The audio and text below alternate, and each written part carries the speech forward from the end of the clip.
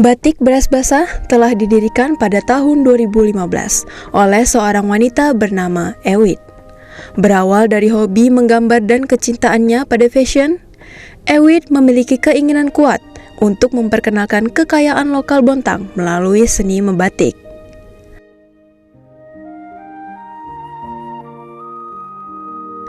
Nama beras basah sendiri diangkat dari ikon wisata kebanggaan Bontang, yaitu Pulau Beras Basah.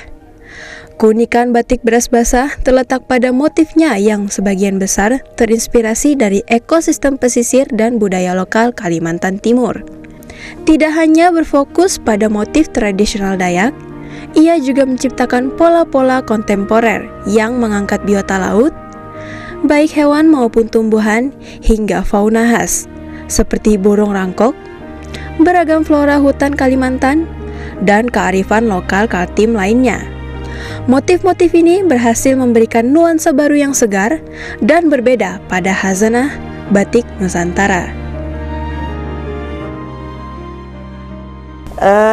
Motif andalan karena brand kita ini namanya Batik Beras Basah, dan itu adalah nama tempat wisata di Kota Bontang. Jadi Beras Basah itu pulau kecil di tengah laut, jadi kita motifnya diambil dari yang sekitaran pulau tersebut, yaitu biota laut, flora fauna dan sebagainya.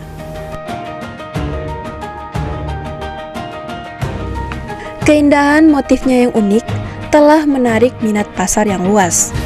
Tidak hanya laris untuk seragam instansi pemerintah daerah, produk ini juga telah menembus pasar mancanegara, membuktikan bahwa wastra dari kota Taman memiliki daya saing global.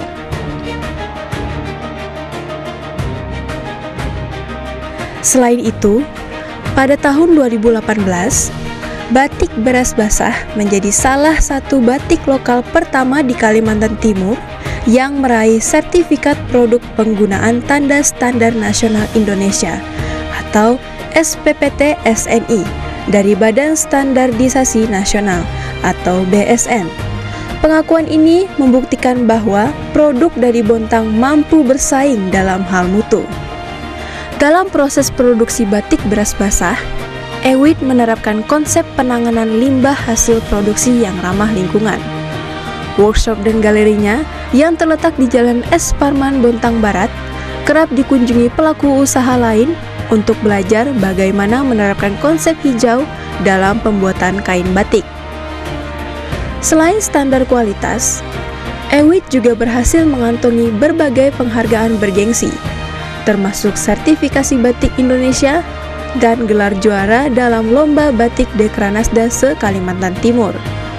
Pencapaian ini menegaskan posisi batik beras basah sebagai motor penggerak industri kreatif di Bontang. Batik beras basah menjadi contoh nyata bagaimana kreativitas lokal dapat menjadi aset budaya dan ekonomi yang bernilai tinggi, sekaligus memperkenalkan keindahan Bontang ke masyarakat luas. Tim Liputan TVRI Kalimantan Timur melaporkan. Ya, itu tadi cerita pagi dari Bontang, Kalimantan Timur, di mana ada kekhasan batik yang diangkat di sana dengan motif yang begitu kaya mengangkat alam bawah laut di Kalimantan Timur atau lebih khususnya di Bontang begitu. Anyway, selamat pagi dan selamat berjumpa kembali di Jendela Negeri. Pagi hari ini ada saya Dewi Takelo dan juga saya Mi Bastian. Selama 1 jam ke depan kita akan memberikan informasi yang informatif. Selain tadi ada informasi batik dari Bontang, Kalimantan Timur, kita hari ini akan mengangkat isu yang sangat penting nih bagi jutaan warga Indonesia, yaitu antisipasi dan juga penanganan banjir menjelang puncak musim hujan 2025-2026. Dan berdasarkan laporan dari BMKG 2025, Indonesia ini memasuki fase super La Nina dengan kategori La Nina ringan yang diperkirakan meningkatkan curah hujan hingga 35% di beberapa wilayah di Indonesia, terutama di Jawa, Sumatera bagian selatan, dan Kalimantan Barat. Ya, selain itu pemirsa dan juga Semi, BNPB juga mencatat lebih dari 780 kejadian banjir sejak awal tahun, yaitu dari bulan Januari hingga Oktober 2025, dengan Jawa Tengah yang menjadi salah satu daerah yang paling sering terdampak. Di sisi lain, pemerintah daerah kini juga mempercepat berbagai program strategis, mulai dari pembangunan early warning system, revitalisasi daerah aliran sungai, hingga penataan daerah rawan banjir berbasis tata ruang terbaru 2025. Nah, upaya ini dianggap penting untuk mengurangi resiko korban, kerugian ekonomi, dan juga gangguan aktivitas masyarakat. Dan kita akan membahas tema pagi hari ini bersama dengan dua narasumber di Jendela Negeri melalui daring. Yang pertama, kita akan ke Bapak Guswanto terlebih dahulu selaku Deputi Meteorologi dari BMKG. Selamat pagi Pak Guswanto. Selamat pagi Pak Guswanto. Selamat pagi Sami dan Dewinta, salam sehat selalu. Salam sehat Pak Guswanto. Pak Guswanto, seperti kita ketahui bahwa BMKG baru-baru ini mengeluarkan peringatan siaga La Niña tahun ini. Nah, bisa dijelaskan Pak Guswanto seperti apa kondisinya dan apa saja dampak yang mungkin terjadi dan perlu untuk diwaspadai oleh daerah-daerah yang memang masuk dalam kategori rawan bencana hidrometeorologi? Baik Dewinta, memang BMKG telah memprediksi bahwa di kala musim hujan tahun 2025 sampai 2026, artinya dipertahan hingga bulan awal Maret ya 2026 ini dipengaruhi oleh adanya La Niña lemah, di mana indeksnya itu berkisar minus 0,6 sampai 0,5 ya.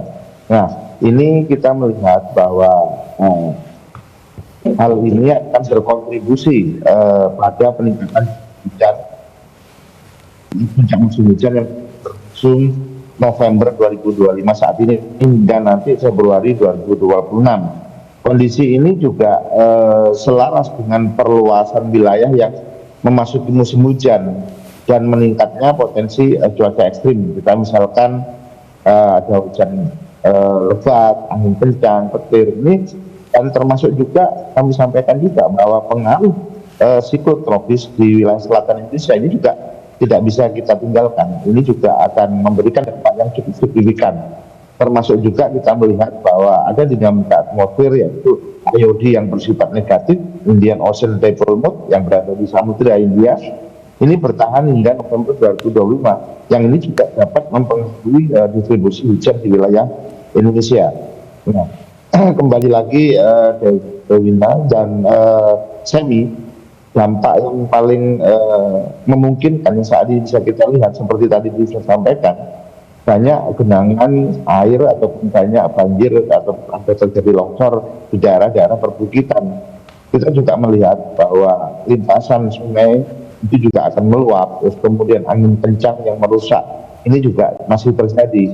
Nah, BMKG menekan peringatan BMKG bahwa kewaspadaan di saat hujan lebat beserta angin kencang dan potensi siklon tropis ini, dengan contoh misalnya daerah mulai menyiagakan kolaborasi lintas sektor untuk menghadapi yang bencana jelang awal 2026. Kira-kira demikian konteksnya. Pak Guswanto, dari pemantauan BMKG sendiri, kira-kira wilayah mana saja yang nantinya diproyeksikan mengalami peningkatan curah hujan yang paling signifikan dalam beberapa minggu ke depan, Pak? Baik, kalau kita melihat pada perakiraan BMKG untuk dampak saat ini yang perlu diwaspadai adalah munculnya bibit siklon tropis yang biasanya di utara. Saat ini sudah musim atau event siklon tropis itu berpindah ke selatan. Dengan adanya dia berpindah ke selatan, maka ini meningkatkan hujan ekstrim di wilayah selatan Indonesia, khususnya di wilayah Jawa, Bali, Nusa Tenggara, tapi di sebelah selatan. Nah, ini perlu kita waspadai. Sedangkan untuk yang wilayah timur, ini juga kita masih melihat adanya di Papua, kemudian ada juga kita lihat di Sulawesi ya, Sulawesi Selatan ya, ini juga masih bisa terjadi. Sedangkan di Sumatera itu kita lihat Lampung, Palembang, kemudian ada juga di Sumatera Barat ya. Demikian. Baik, Pak Guswanto, lantas mitigasi seperti apa yang harus diantisipasi oleh pemangku-pemangku kepentingan di daerah yang termasuk dalam maksud kami memiliki potensi rawan bencana seperti yang tadi sudah disampaikan? Baik, mitigasi apa yang harus dilakukan atau antisipasi apa yang harus diberikan ya. Kita melihat bahwa hingga saat ini itu kita BMKG telah memberikan trigger atau peringatan dini cuaca ekstrim. Ini berbeda dengan peringatan dini bencana ya. Ini peringatan dini cuaca ekstrim. Nah, dari peringatan dini cuaca ekstrim itu harusnya barangkali kita menekankan masyarakat untuk melakukan aksi dini. Misalkan kita perkuatan infrastruktur, ya ini membersihkan drainase, sungai, prioritas cek pintu air, tanggul dan semuanya itu kita lakukan. Nah, ini triggernya. Kemudian yang kedua, lindungi layanan esensial. Misalkan saat ini jaringan-jaringan PLN, kartu induk, barangkali ini apabila terjadi banjir itu bisa terlindungi. Kemudian kami juga mengingatkan agar melakukan rencana kontingensi komunitas, baik di tingkat lokal, baik di tingkat provinsi maupun lakukan rencana kontingensi di tingkat komunitas.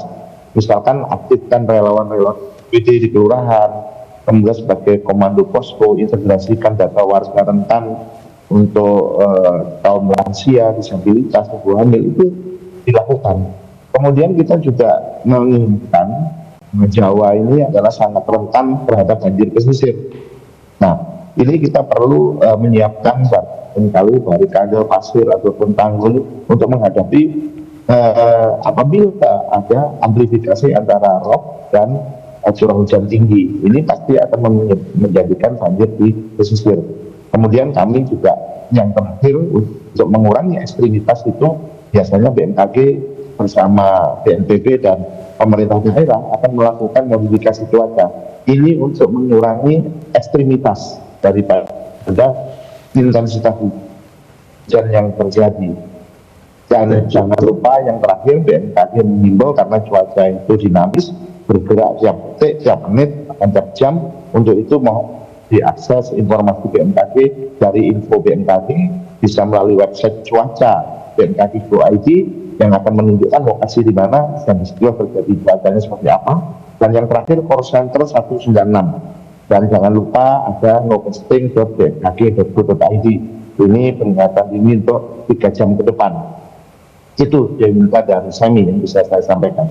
Antisipasi dan mitigasi yang bisa dilakukan untuk kondisi saat ini. Baik, terima kasih sekali lagi Pak Guswanto selaku Deputi Meteorologi dari BMKG untuk waktunya pagi hari ini dan sudah memberikan informasi yang informatif untuk pemirsa channel lagi di rumah. Selamat beraktivitas kembali Pak Guswanto. Terima kasih Sami dan Devinta, selamat pagi. Terima kasih kembali Pak Guswanto. Baik, kita akan beralih ke narasumber kita yang kedua, ada Pak Henggar Budi Anggoro dari Kepala Dinas Pusdataru Provinsi Jawa Tengah. Selamat pagi Pak Budi. Selamat pagi, Assalamualaikum. Waalaikumsalam warahmatullahi wabarakatuh.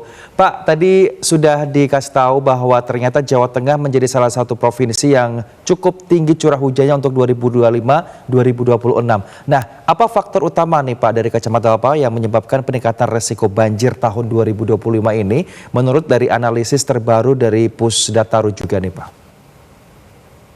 Baik, terima kasih. Jadi pada prinsipnya kami yang berada di Provinsi Jawa Tengah selalu komunikasi dengan teman-teman BMKG karena tentunya early warning yang sudah diberikan oleh BMKG ini menjadi suatu peringatan bagi kita sehingga kita nanti mampu mengantisipasi pada masa-masa kedepannya dalam arti 3 jam berikutnya, 4 jam berikutnya, 5 jam berikutnya, sampai 6 jam berikutnya. Tentunya kami yang berada di Provinsi Jawa Tengah sampai dengan posisi saat ini sudah mulai memetakan. Jadi potensi-potensi yang biasa sering terjadi banjir. Yang pertama kita melihat dari sisi Pantura, dari mulai Brebes, kemudian Tegal, kemudian bergeser ke timur di Kabupaten Pekalongan, kemudian bergeser lagi Batang, kemudian Kendal, dan kemudian juga kita bergeser sampai Semarang dan ke timur lagi dari mulai Jepara, kemudian sampai ke Pati. Nah tentunya memang kondisi cuaca yang saat ini kondisi lagi yang sedang tidak baik-baik saja, ini harus kita mampu kita antisipasi dengan baik. Kalau dari sisi selatan kita melihatnya adalah di daerah Cilacap, kemudian di daerah Kebumen, Banjarnegara ini juga potensi curah hujannya sangat tinggi. Inilah yang sama-sama kita antisipasi, kita dengan selalu memperhatikan early warning yang sudah diberikan oleh teman-teman dari BMKG. Kita juga selalu melaksanakan koordinasi baik itu dengan BPBD, baik itu dengan BMKG dan dengan instansi-instansi lainnya. Karena tentunya permasalahan ini harus mampu kita antisipasi dengan baik sehingga seperti apa yang terjadi saat ini di Banjarnegara maupun di Cilacap yang kondisi akibat cuaca hujan ini menimbulkan korban jiwa, ini kedepannya mudah-mudahan tidak akan terjadi lagi di Jawa Tengah. Sementara Baik, Pak Budi, kita tahu bahwa beberapa hari lalu akibat daripada cuaca ekstrim ini, salah satu wilayah di Jawa Tengah yaitu Banjarnegara juga mengalami longsor begitu, Pak Budi. Nah, apa saja langkah-langkah yang sudah disiapkan atau mungkin infrastruktur pengendali yang sudah disiapkan oleh pemangku kepentingan setempat untuk mengantisipasi supaya tidak terjadi lagi bencana-bencana seperti yang telah terjadi sebelumnya? Sebenarnya kita di beberapa bendung yang berada di bawah kita ini hampir semuanya sudah kita pasangi early warning system. Jadi harapannya nanti manakala ada peningkatan air segala macam, kita mendapatkan informasi dari kondisi yang ada sudah kita pasang di lapangan. Tetapi memang kondisi yang kemarin terjadi di Banjarnegara ini kondisinya agak berbeda karena di atas kebetulan ada sumber mata air yang kemudian akibat dari sumber mata air itu akhirnya menimbulkan bencana longsor yang akhirnya lari ke kawasan pemukiman. Ini yang menjadi salah satu permasalahan sama dengan kondisi yang terjadi di Cilacap. Nah, tentunya mudah-mudahan ke depan itu tidak akan terjadi lagi. Dan berikutnya adalah saat ini untuk yang kondisi di Banjarnegara juga sampai dengan posisi kemarin ini alat berat juga belum bisa masuk sampai ke lokasi yang di situ dimungkinkan banyak jenazah yang masih berada di bawah, karena dari pendataan terakhir ini kalau tidak salah ada sekitar 26 jenazah yang masih belum bisa ditemukan. Nah, mudah-mudahan nanti segera dapat kita lakukan antisipasi di lapangan, teman-teman baik itu Basarnas, BPBD maupun teman-teman yang lain yang relawan-relawan yang berada di sana. Nah, berikutnya sebenarnya kondisi saat ini juga yang tak kalah penting adalah antisipasi kaitannya dengan bencana, di samping bencana banjir akibat curah hujan, ini juga kita antisipasi bencana rob yang saat ini kondisinya baik itu yang di Pemalang, terus kemudian di Pemalang itu di Ulu Jami, kemudian di Sayung, Demak, ini semuanya nanti kita coba antisipasi dengan baik karena bebarengan dengan posisi air laut pasang, kalau manakala curah hujannya juga sangat tinggi, ini juga akan menimbulkan banjir di beberapa tempat. Sementara gitu. Baik, kita akan lanjut diskusi dengan Pak Budi, tapi kita jeda terlebih dahulu. Pak Budi, kita akan melihat beberapa informasi dari daerah dalam segmen reportase berikut ini.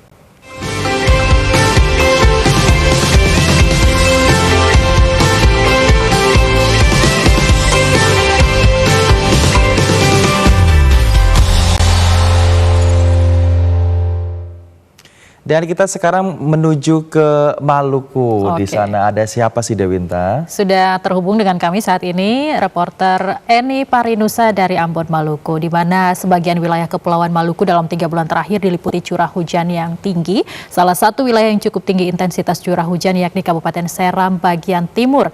Dengan keadaan ini membuat beberapa lokasi di Seram bagian timur kerap digenangi banjir. Dan langsung saja kita bergabung dengan Eni Parinusa. Eni, selamat pagi.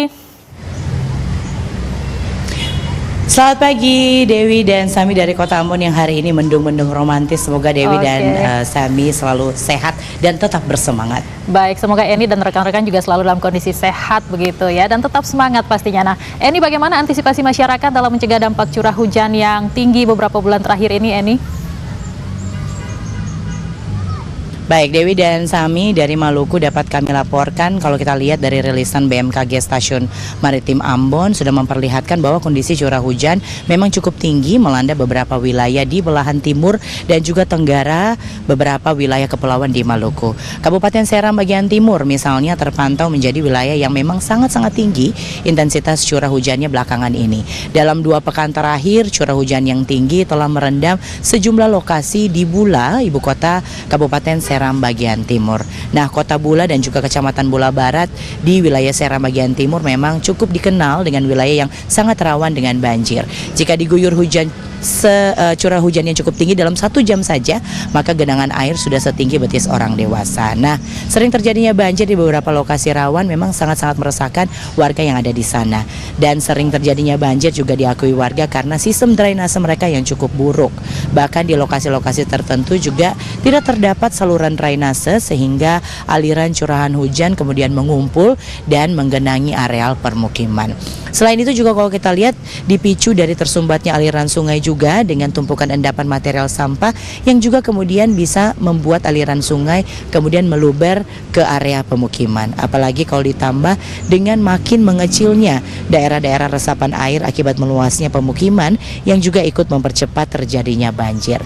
Nah, kondisi yang seperti ini sering membuat warga yang ada di Serang bagian timur selalu resah jika terjadinya hujan dalam intensitas yang cukup tinggi. Kemudian untuk mengantisipasi berbagai keadaan, warga kemudian harus swadaya nih membenahi sistem drainase di sekitar permukiman mereka agar dampak banjir tidak terlalu merusak.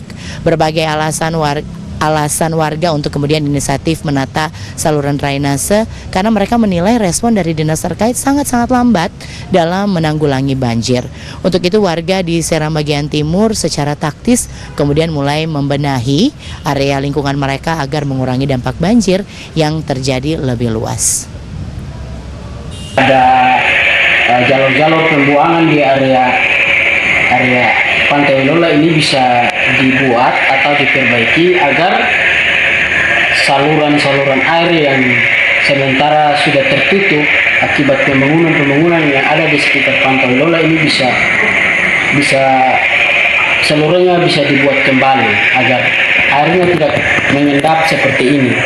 Kondisi ini kan sudah beberapa kali terjadi, bahkan berapa tahun. Kita pernah ujian ujian nasional itu dan kondisi yang memang seperti bahkan lebih besar lagi. Dan ini kejadian ini kan sudah menjadi langganan. Nah, Dewi dan juga Sami, kejadian yang sama juga sering dialami oleh warga di Kota Ambon juga, di mana pemicu banjir sering sekali bersumber dari meluapnya aliran sungai ke pemukiman. Beberapa sungai di Kota Ambon nih pemirsa, kalau kita lihat sungainya membelah sejumlah wilayah pemukiman yang akhirnya menjadi langganan banjir.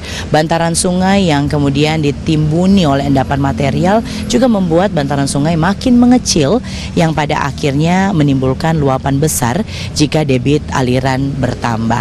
Keadaan-keadaan seperti ini juga kemudian diperparah dengan sistem drainase yang juga buruk, apalagi tumpukan sampah juga ikut menyumbat saluran drainase yang akhirnya memicu banjir.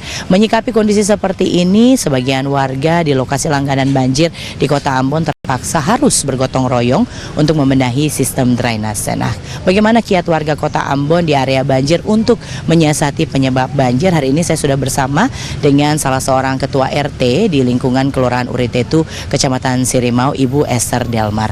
Selamat pagi, Bu Esther, apa kabar? Kabarnya baik, Bu. Bagaimana kemudian warga di RT 02 RW 004 Kelurahan Uritetu menyikapi banjir yang sering kali terjadi kalau intensitas hujan cukup tinggi di Kota Ambon? Ya, terima kasih, Ben. Ya, saya sebagai Ketua RT 00204 Kelurahan Uritetu, Kecamatan Sirimau, kami merupakan daerah sangat rawan banjir. Setiap tahun seandainya curah hujan sangat besar, maka daerah kami tetap terjadi banjir yang sangat besar. Dan cara kami untuk mengatasi pada saat genting seperti itu, saya mengajak seluruh warga untuk mari sama-sama kami melihat drainase yang akibat terbuangnya kotoran-kotoran sampah yang begitu banyak, sehingga kami langsung mengangkat kotoran-kotoran sampah itu dan kami langsung membuangnya ke dalam selokan selokan Sungai Waitomu sehingga bisa membendung sehingga tidak terjadinya banjir yang masuk sampai ke dalam rumah-rumah warga. Apakah ada nih Bu kiat-kiat atau mungkin ada hal-hal yang antisipatif yang telah dilakukan oleh warga yang ada di Kelurahan Uritetu untuk mengantisipasi banjir ketika curah hujan tinggi selain dari membersihkan saluran drainase, pintu air misalnya? Ya, kami di Kelurahan Uritetu, tepatnya di lingkungan Pulau Gangsa, kami memiliki ada sekitar 5 pintu air. Pintu air itu kami sering tutup seandainya keadaan curah hujan yang sangat tinggi, maka warga sendiri yang berbondong-bondong datang untuk menutupi pintu air itu sehingga air dari kali itu tidak bisa masuk ke dalam halaman, meluap ke dalam lingkungan kami rumah-rumah warga gitu. Bagaimana dengan campur tangan pemerintah kota, Ibu Eti? Ya, kami bersyukur karena campur tangan pemerintah kota itu sangat baik.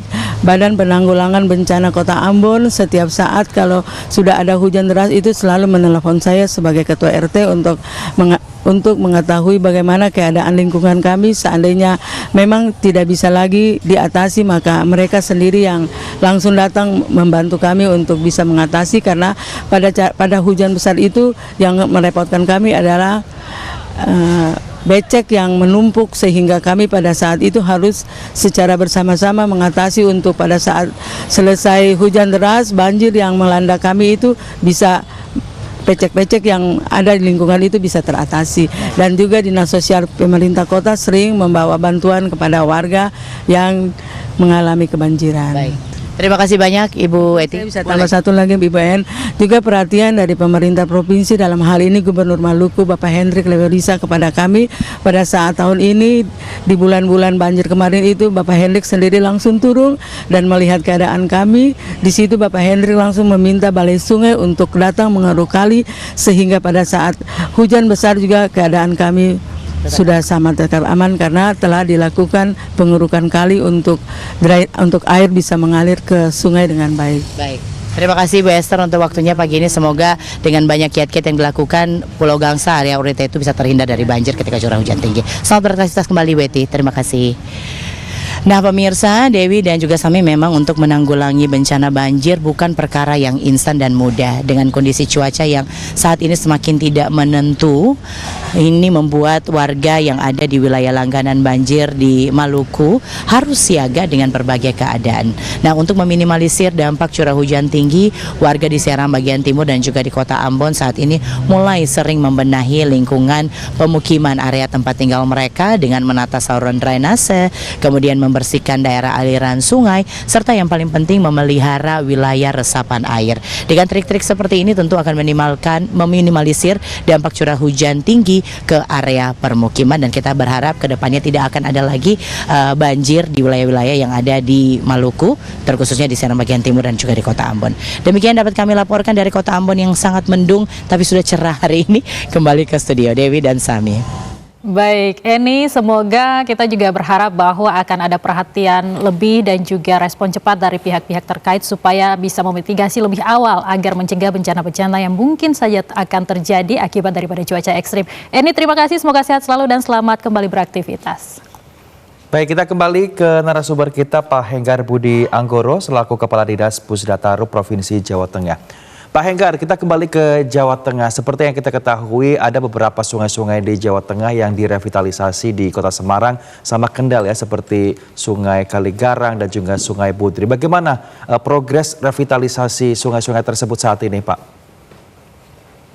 Baik, jadi sebenarnya untuk yang penanganan Kali Budri ini wewenangnya memang berada di kami.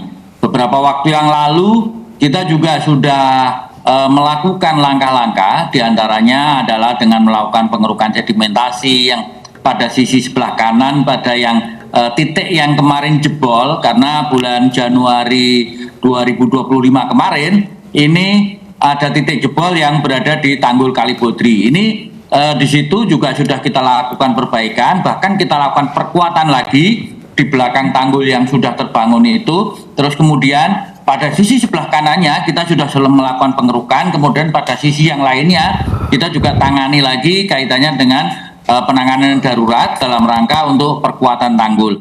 Nah, sedangkan yang berada di Kaligarang, yang berada di banjir kanal, ini tentunya itu menjadi wewenang teman-teman yang berada di BPWS. Tetapi pada prinsipnya kami selalu bekerja sama, selalu jalan bareng bersama dengan BPWS, karena ada beberapa wewenang sungai yang berada di BPWS, ada yang berada di provinsi. Tentunya dengan kita melakukan langkah-langkah bareng ini, nanti tentunya ke depan akan lebih baik lagi kondisi-kondisi sungai yang berada di Jawa Tengah. Karena pada prinsipnya juga yang di sebelah timur itu ada juga yang berada di Sayung, itu ada Kali Dombo Sayung, ini juga wewenangnya dari teman-teman BPWS, tapi kita juga kemarin melakukan pengerukan bersama dengan teman-teman BPWS. Jadi yang penting kita bisa kerja kolaborasi. Jadi walaupun itu bukan wewenang kita, tetapi itu kita lakukan kolaborasi bersama. Sementara, Matan. Baik, Pak Budi, nanti kita akan lanjutkan kembali perbincangan, namun kita akan jeda dulu sejenak. Jangan kemana-mana pemirsa, tetap bersama kami di Jendela Negeri.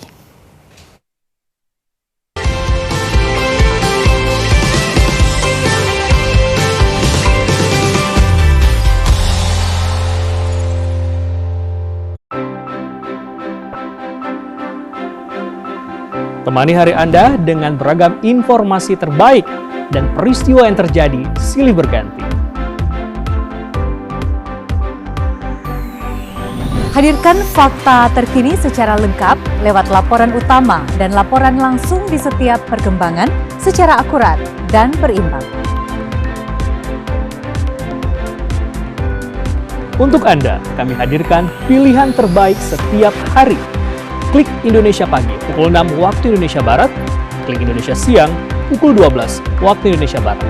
Klik Indonesia Petang pukul 18 waktu Indonesia Barat dan akhiri hari Anda dengan Klik Indonesia Malam pukul 23.30 waktu Indonesia Barat. Jadikan hari Anda semakin berkualitas bersama TVRI. TVRI, media pemersatu bangsa.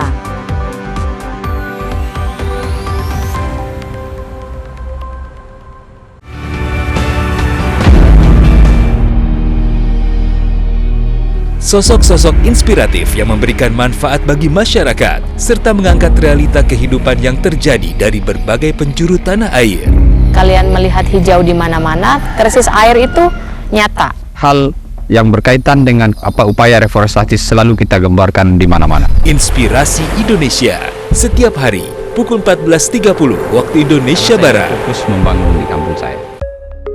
Bullying bukanlah sebuah candaan dan tidak boleh dianggap remeh. Perundungan memiliki dampak yang sangat serius bagi korban, baik secara fisik maupun psikologis. Perundungan selalu melibatkan niat untuk menyakiti atau merendahkan orang lain. Perundungan melibatkan tindakan agresif, baik verbal, fisik maupun sosial yang disengaja. Guru sebagai pendidik, jadikan siswa sebagai layaknya anak. Ayo, ciptakan persahabatan dan kasih sayang terhadap generasi muda Indonesia, generasi sehat dan berprestasi.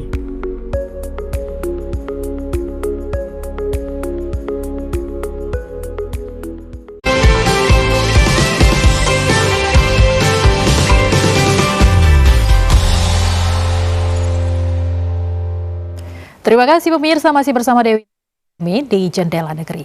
Dan saat ini kita akan menuju ke reportase dari Jawa Tengah. Sudah terhubung bersama kami ada Afian Sanes di sana. Seperti yang kita ketahui, Jawa Tengah ini mulai memasuki musim penghujan sejak September 2025 dan diprediksi ini akan memasuki puncaknya pada bulan Desember hingga Januari 2026 mendatang.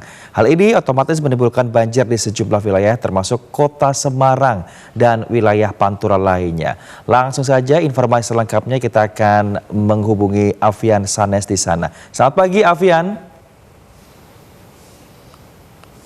Ya, selamat pagi Semi dan juga Dewinta. Selamat pagi. Baik, Afian, bisa diinformasikan upaya apa saja untuk penataan ruang di Jawa Tengah terkait mencegah banjir? Silakan informasinya. Baik, terima kasih Sebi dan juga Dewinta. Benar sekali, Jawa Tengah saat ini memasuki musim penghujan. Terhitung sejak bulan September di tahun 2025. Namun diprediksi puncaknya akan terjadi di bulan Desember mendatang hingga ke bulan Januari di tahun 2026 nanti. Oleh karena itu, beberapa daerah terjadi bencana banjir seperti di Kota Semarang dan juga beberapa wilayah Pantura lainnya yang ada di Provinsi Jawa Tengah. Namun belum lama ini, saudara, banjir sempat melanda beberapa wilayah termasuk daerah Kaligawe, Genuk, Sayung hingga Ketelogosari. Namun untuk kondisi banjir saat ini sudah membaik. Bahkan salah seorang warga menuturkan banjir yang terjadi belum lama ini merupakan banjir terlama yang pernah mereka alami. Selain diakibatkan karena faktor curah hujan yang tinggi, banjir yang terjadi di Kota Semarang juga terjadi akibat air pasang laut atau rop, mengingat daerah-daerah tadi berdekatan dengan pesisir pantai yang ada di Kota Semarang. Tentunya faktor penyebab banjir bukan hanya itu saja.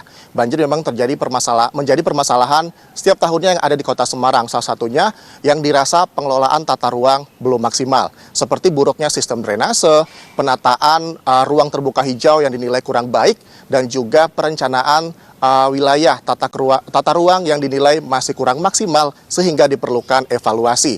Selain itu, saudara, pengamat tata ruang Profesor Wiwandari juga mengatakan solusi dari permasalahan ini adalah perencanaan DAS yang dibuat harus secara terstruktur dan juga dibutuhkan kolaborasi di antara beberapa pihak, dan juga harus memperhatikan sumber genangan air dari hulu ke hilir sehingga apabila sumber genangan air tadi terkelola dengan baik, maka bisa meminimalisir terjadinya banjir yang ada di Kota Semarang. Berikut kutipan wawancara kami bersama Profesor Wiwandari Handayani. Kalau menurut saya sih kalau kaitannya dengan banjir dan tata ruang, saya kira kita harus menyusun dokumen itu secara sistemik dengan mengkombinasikan antara dokumen perencanaan tata ruang yang sifatnya administrasi, karena kan rencana tata ruang based on administrasi ya, provinsi, kabupaten, kota misalnya, dengan kalau kita bicara banjir itu kan based on watershed, daerah aliran sungai, hulu hilir. Tidak hanya memastikan bahwa wilayah risiko bencana itu sudah teranalisis dengan baik di dalam dokumen rencana tata ruang, tapi bagaimana dokumen rencana tata ruang itu juga dapat lebih menganalisis dari posisi dasnya, hulu hilirnya. Saudara, memang diperlukan kolaborasi di antara beberapa lintas sektor, khususnya untuk menangani ataupun meminimalisir terjadinya banjir terkait dengan pengelolaan tata ruang yang baik. Namun tidak bisa kita pungkiri bahwa Jawa Tengah memang provinsi yang semakin berkembang pesat.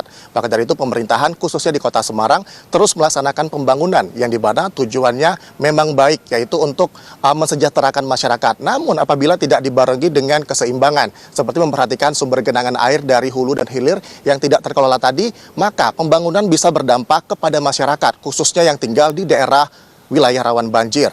Bahkan warga sempat mengatakan pemerintah di Kota Semarang harus sigap menangani permasalahan banjir.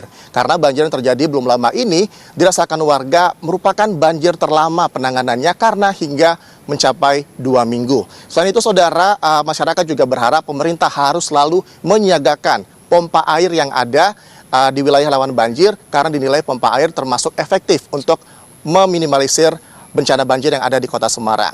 Berikut harapan salah seorang warga yang terdampak banjir di Kota Semarang. Penanganan yang dari pusat tuh lebih gercep, dalam arti lebih peduli banget. Ya memang peduli, tak katakan peduli, tapi ki dalam arti ki langsung gimana caranya langsung penangannya segera airnya itu sudah surut langsung gitu. Saudara, banjir yang terjadi di beberapa wilayah di Kota Semarang memang solusinya tidak hanya penanganan ataupun memperbaiki pengelolaan tata ruang. Tetapi apabila suatu daerah memiliki pengelolaan tata ruang yang baik, maka bisa meminimalisir terjadinya banjir di Kota Semarang. Tentunya tidak hanya dibutuhkan peran dan serta pemerintah ataupun dinas terkait saja, tetapi peran dan serta masyarakat juga dibutuhkan dalam hal ini. Yang dimana masyarakat diharapkan lebih memperhatikan lingkungan dengan tidak membuang sampah sembarangan, terkhusus di selokan ataupun tempat yang gampang tergenang air seperti sungai. Selain itu, saudara, juga dibutuhkan peran dan serta masyarakat supaya lebih paham apabila terjadi banjir dan segera melakukan mitigasi bencana mandiri. Sementara demikian, dan kembali ke studio. Afian Sanes, terima kasih untuk informasi lengkapnya langsung dari Semarang, Jawa Tengah. Selamat bertugas kembali, Afian. Ya, kita kembali bergabung bersama Pak Henggar Budi dari Pusdataru Jawa Tengah. Pak Henggar masih bersama kami. Terima kasih.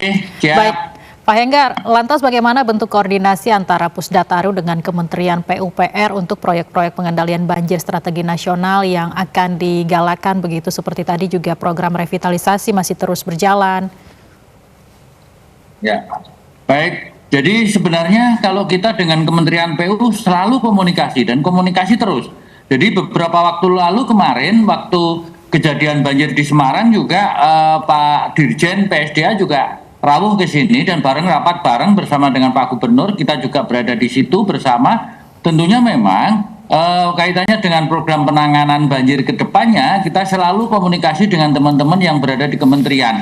Karena kita tidak bisa lepas sendiri, baik itu kita yang berada di Pusdataru Provinsi maupun teman-teman yang di BPWS ini juga tidak bisa jalan sendiri. Jadi kita harus selalu kolaborasi, baik kita yang di provinsi, teman-teman yang di kementerian maupun teman-teman yang berada di kabupaten kota di seluruh wilayah Provinsi Jawa Tengah, karena memang kita tidak bisa berjalan sendiri-sendiri, karena manakala terjadi bencana-bencana di lapangan ini kita selalu melakukan kolaborasi, siapa bisa berbuat apa. Dan misalnya kita berbuat, misalnya ada tanggul yang jebol, kita melakukan penanganan, teman-teman kabupaten kota juga melakukan penanganan, teman-teman yang berada di BPWS juga sama melakukan penanganan, walaupun lokasinya sama tetapi kita kerjakan secara kolaborasi. Ini suatu hal yang sering kita lakukan dan biasa juga kita lakukan, kondisi seperti itu. Nah tentunya memang kondisi saat ini memang pengaruh La Nina juga masih begitu sangat dominan, sehingga curah hujan di Jawa Tengah posisi saat ini memang posisi sangat tinggi. Mudah-mudahan ke depan curah hujan ini tidak melebihi dari kondisi-kondisi yang ada saat ini. Beberapa waktu yang lalu, baik itu di Sungai Banjir Kanal maupun di Kali Bodri, di Kali Blukar, Kali Kuto yang menjadi wewenang Provinsi Jawa Tengah, ini juga semuanya debitnya naik. Tetapi pada akhir-akhir ini, saat ini kondisi banjir di Semarang juga sudah dapat diatasi dengan baik dengan melakukan beberapa langkah-langkah yang dilakukan oleh teman-teman baik itu BPPJN maupun BPWS yang kita selalu kolaborasi bersama di lapangan. Sementara ngoten. Oke, baik Pak Budi. Jadi saat ini masih ada koordinasi dan juga komunikasi antara Pusdataru dengan Kementerian PUPR terkait dengan pencegahan banjir ini. Lalu bagaimana? Ya, apakah betul. ada Selalu komunikasi kita untuk penanganan permasalahan di lapangan. Baik Pak Budi, lalu kemudian apakah ada program kolaboratif gitu di tahun 2025 ini, mungkin 2026 juga akan dilaksanakan antara Provinsi Jawa Tengah sendiri dengan kabupaten kota di Jawa Tengah terkait dengan penanganan banjir ini Pak Budi?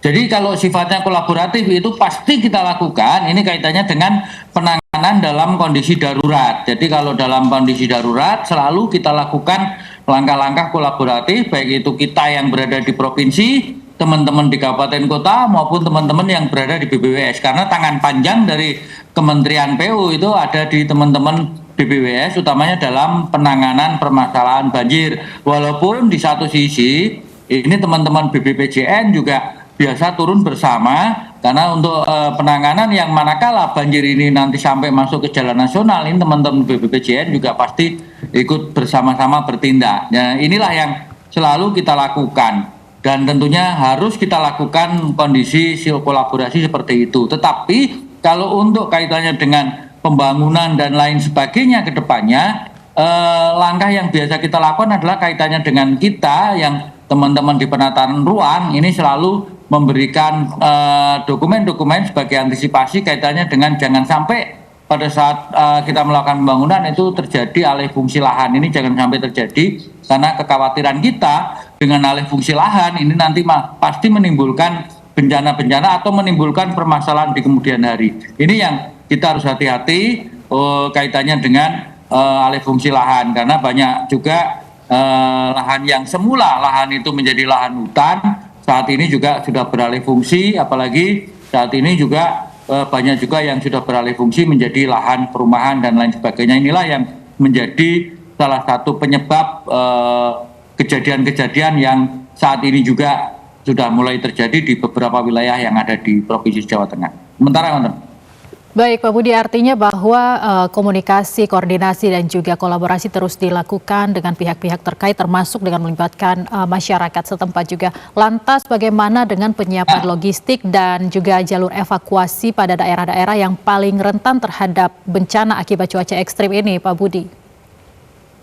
Sebenarnya kalau untuk jalur-jalur evakuasi dan lain sebagainya, kita selalu berkomunikasi dengan teman-teman dari BPBD. Jadi kalau yang berada di daerah kan BPBD, kalau yang di nasional kan Basarnas. Nah ini mereka selalu kolaborasi bersama, dan kita sebenarnya pada saat terjadi bencana seperti itu, teman-teman BPBD yang sudah langsung action di lapangan, baik itu BPBD yang di provinsi, BPBD yang berada di kabupaten kota, ataupun mungkin teman-teman Basarnas yang berada di tingkat pusat. Nah ini semuanya selalu kolaborasi bersama. Seperti apa yang saat ini terjadi di Banjarnegara, ini semuanya berada di situ, baik itu teman-teman yang di BPBD kabupaten, provinsi maupun Basarnas, dan juga masih banyak relawan-relawan yang selalu berkolaborasi bersama kaitannya dengan upaya-upaya penanganan. Nah, tentunya memang kaitannya dengan beberapa tempat yang saat ini terjadi bencana, memang jalur evakuasi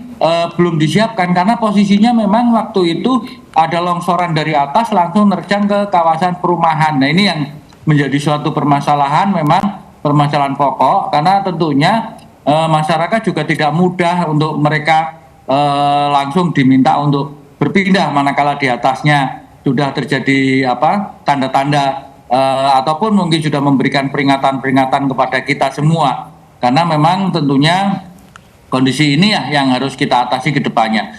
Sekarang untuk kondisi di Banjarnegara juga sedang dipersiapkan kaitannya dengan nanti hunian sementara yang nanti harapannya akan dilanjutkan lagi dengan untuk yang hunian tetap, karena memang saat ini masyarakat yang rumahnya pada hilang saya kira tidak bisa lagi untuk kembali ke situ karena memang kondisinya sangat rawan, apalagi di atas itu sampai dengan posisi saat ini itu juga masih ada pergerakan-pergerakan tanah dan tentunya di lokasi kejadian juga saat ini juga masih ada pergerakan-pergerakan tanah sehingga tanahnya juga belum stabil sehingga evakuasi juga belum dapat kita lakukan sampai dengan posisi kemarin. Padahal hari Senin itu kita juga sudah rapat dipimpin oleh Pak Gubernur secara langsung di lapangan bersama dengan Bupati agar segera untuk dilakukan langkah-langkah dalam rangka pencarian untuk jenazah-jenazah yang belum ditemukan. Nah, mudah-mudahan kejadian yang seperti di situ ke depan tidak akan terjadi lagi. Ngoten.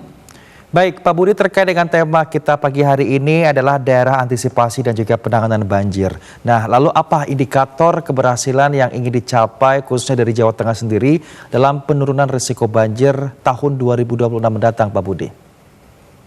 Baik, jadi sebenarnya saat ini kita miliki, pompa-pompa yang kita miliki, kita sebenarnya sudah menyiapkan ada beberapa mobil pump, kemudian ada juga trailer, kita sudah memiliki 10 dan di akhir di perubahan anggaran ini kita tambah lagi 3 sehingga kita nantinya jumlah pompa kita menjadi 13. Ini semuanya adalah kondisi siap digunakan. Nah, tentunya juga pompa yang kita miliki juga masih disupport oleh teman-teman yang berada di BPWS dan juga berada di BPBD. BPBD juga ada pompa-pompa yang tersebar hampir di seluruh kabupaten kota yang ada. BPWS juga banyak pompanya. Nah, tentunya ini menjadi suatu langkah untuk antisipasi kita ke depannya manakala terjadi bencana banjir sehingga kita bisa langsung cepat melakukan langkah-langkah konkret di lapangan. Walaupun memang kondisi seperti yang kemarin yang terjadi banjir di Semarang itu tidak mudah kita buang karena di satu sisi teman-teman di BPWS juga sedang melakukan penggantian pompa yang berada di Tenggang dan juga di Seringin. Tetapi kemarin dengan kondisi banjir seperti itu akhirnya sudah bisa difungsikan yang di Seringin, kemudian yang di Tenggang ini juga saat ini juga sudah bisa difungsikan sehingga kondisinya saat ini untuk banjir di kawasan Semarang ini sebenarnya sudah kering semuanya. Tinggal bagaimana kita ke depan untuk melakukan langkah antisipasi agar jangan terjadi banjir seperti yang terjadi terakhir ini dengan waktu yang relatif lebih lama. Karena kalau tidak salah hampir 2 minggu banjir di Semarang ini baru bisa surut. Itu pun dibarengi dengan ada langkah yang dilakukan oleh teman-teman BPPJN dengan melakukan sudetan yang masuk sampai ke kawasan Unisula. Jadi ada sudetan yang dibuat masuk ke kolam retensi yang berada di Unisula karena posisinya memang itu yang harus dilakukan sehingga posisi saat ini yang berada di Terboyo ini sudah kering, praktis sudah kering. Jadi mudah-mudahan ke depan tidak akan terjadi lagi. Ukuran kita adalah bagaimana kita nanti ke depan akan lebih siaga lagi kaitannya dengan kondisi jika terjadi banjir susulan lagi. Nah, ini kita harus lakukan antisipasi. Walaupun saat ini pemerintah Jawa Tengah juga melakukan modifikasi curah hujan, modifikasi cuaca. Ini juga sudah dilakukan dan nanti mudah-mudahan ke depan untuk melakukan modifikasi ini akan lebih sering lagi dilakukan manakala memang potensi-potensi rawan yang sudah kita petakan, daerah-daerah tertentu yang menjadi langganan banjir ini betul-betul bisa kita antisipasi sehingga curah hujan tidak dijatuhkan pada wilayah-wilayah yang rawan potensi banjir. Seperti itu. Baik, Pak Budi, terakhir singkat saja Pak Budi, apa yang kira-kira masih menjadi PR nih dari catatan Pusdatar untuk kedepannya dibenahi lagi agar dapat memitigasi dan meminimalisir potensi bencana yang akan terjadi di Jawa Tengah? Baik, jadi yang pertama adalah di beberapa tempat kita harus melakukan perbaikan tanggul. Jadi kondisi sekarang tanggul sungai ini sudah banyak yang kondisinya kritis. Nah, ini yang harus kita lakukan.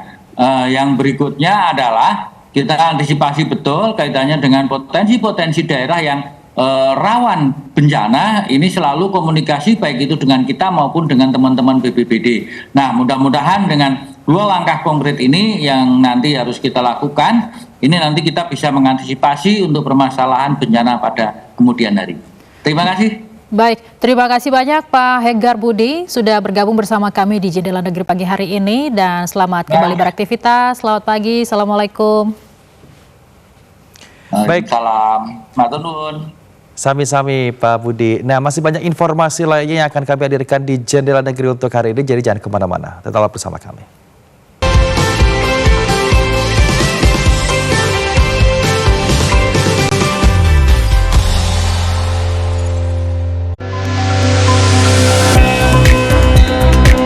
Bentangan alam nan memukau, seni dan warisan budaya yang beragam.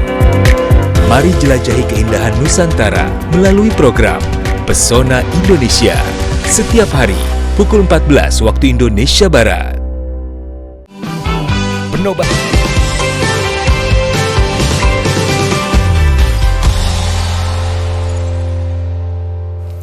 Terima kasih Anda masih bersama kami di Jendela Negeri pemirsa. Dan selanjutnya pemirsa, kami ajak Anda untuk kembali menuju ke Maluku. Ada 2 kerangka manusia yang tersimpan di Belanda yang akan dipulangkan ke negeri asalnya. Penemuan kerangka manusia ini diambil alih oleh salah satu yayasan yang menelusuri artefak asal Maluku yang masih tertahan di Belanda. Lantas bagaimana proses penelusuran artefak asal Maluku ini? Berikut liputannya untuk Anda.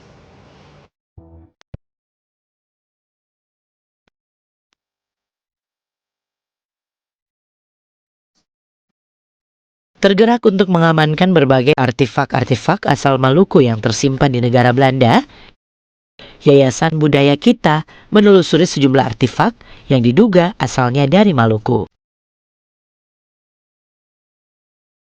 Yayasan Budaya Kita merupakan salah satu yayasan yang beranggotakan sejumlah warga Belanda keturunan Maluku. Dari penelusuran yang dilakukan di berbagai lokasi di Belanda, para peneliti yayasan mendapatkan 2 kerangka manusia yang diduga dibawa bangsa Belanda saat menjajah Nusantara.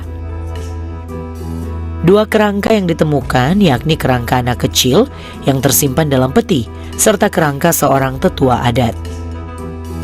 Temuan kerangka manusia dari Maluku ini diungkap juru bicara Yayasan Budaya Kita, Menusha Latumerisa, baru-baru ini. Menurut Latumerisa, peti kerangka anak kecil yang ditemukan konon berasal dari Kepulauan Aru. Tertera tulisan di peti yang menyebutkan asal-usul anak kecil ini dari desa Manumbai di Aru Tengah. Peti ini dibawa pasukan Belanda saat melakukan ekspedisi mengelilingi Kepulauan Maluku. Di dalam peti juga berisi aksesoris bayi berupa gelang kecil, gelas, sendok yang mungkin sengaja ditaruh bersama jasad bayi.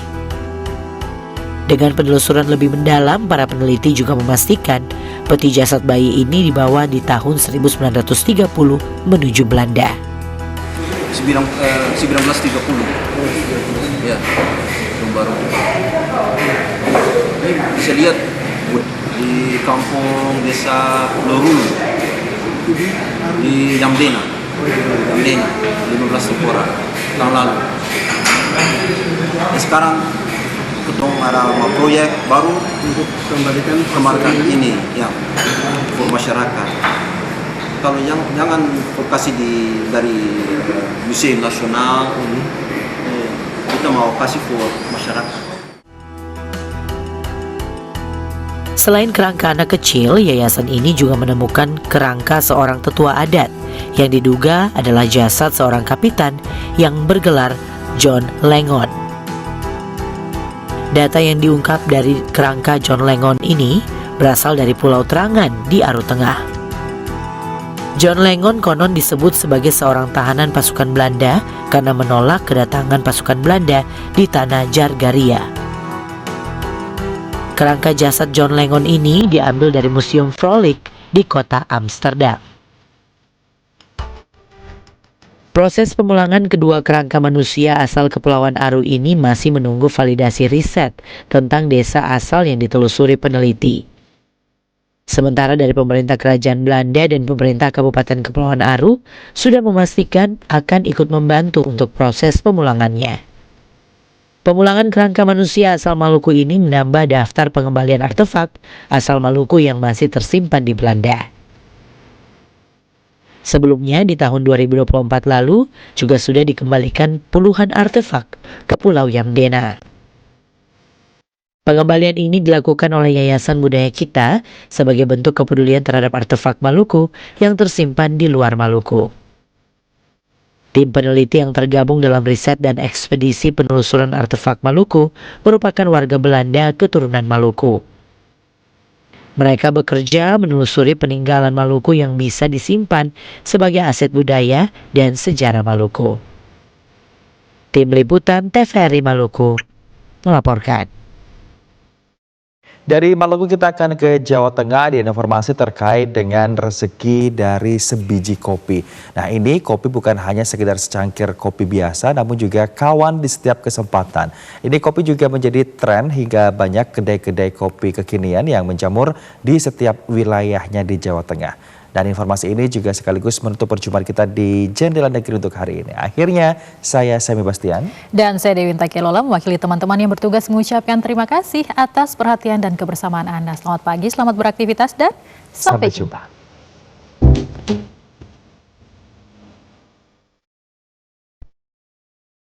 Pagi kopi, siang kopi, malam hari juga kopi. Sekarang kopi selalu ada di setiap momen kita. Kopi bukan hanya secangkir minuman dengan rasa pahit yang nikmat. Namun kopi dijadikan simbol keakraban dan juga tren tongkrongan anak muda. Kini kedai-kedai kopi mulai menjamur di seluruh wilayah, mulai dari angkringan hingga kedai kopi kekinian. Dari mulai kopi saset hingga kopi drip atau kopi tubruk. Tapi sebenarnya siapa di balik kopi yang selalu menemani hari-hari kita? Dan dari mana sebenarnya kopi ini berasal? Ternyata kopi ini berasal dari para petani di Kabupaten Temanggung, khususnya di Kecamatan Kledung. Lokasinya berada di lereng Gunung Sindoro, membuat tanaman kopi dapat tumbuh subur di wilayah ini, khususnya kopi jenis Arabica. Cita rasa kopi yang khas Temanggung yang unik membuat kopi ini banyak diminati para pencinta kopi. Dan inilah sang maestro kopi, Zainal Arifin. Kecintaannya pada kopi dan melihat potensi kopi di wilayahnya membawanya menekuni usaha ini sejak tahun 2014 silam. Yang mendasari saya terjun ke dunia kopi adalah awalnya dari suka ngopi, terus kita memanfaatkan potensi lokal hasil panen dari para petani waktu tahun 2012, 13, 14 itu mereka masih sulit menjual hasil dari panen mereka. Jadi saya kepikiran kenapa tidak kita olah dan kita jadikan jual dalam keadaan sudah diproses. Sifat tanaman kopi yang higrosopis atau mampu menyerap molekul air sehingga membuat tanaman kopi juga mampu menyerap aroma dari tanaman di sekitarnya. Inilah yang membuat kopi di Temanggung memiliki aftertaste yang berbeda. Kopi Temanggung ini memiliki aroma khas tembakau yang membuatnya unik.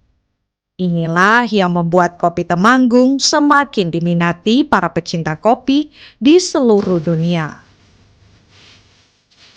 Bahkan Zainal juga menyuplai kopi ke beberapa kedai kopi kekinian. Selain menyuplai pasar lokal dan nasional, Zainal juga telah berhasil membawa kopi Temanggung ke pasar global.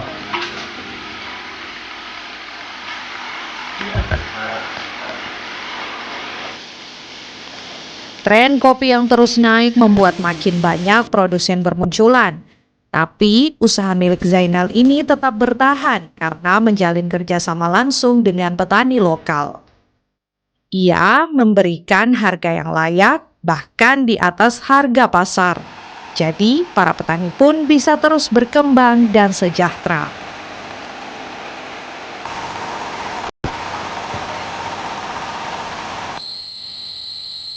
Di balik pahitnya rasa kopi, ada kenikmatan yang terselip di balik setiap tegukannya. Dari sebiji kopi, tersimpan potensi dan aroma kesejahteraan untuk para petani lokal.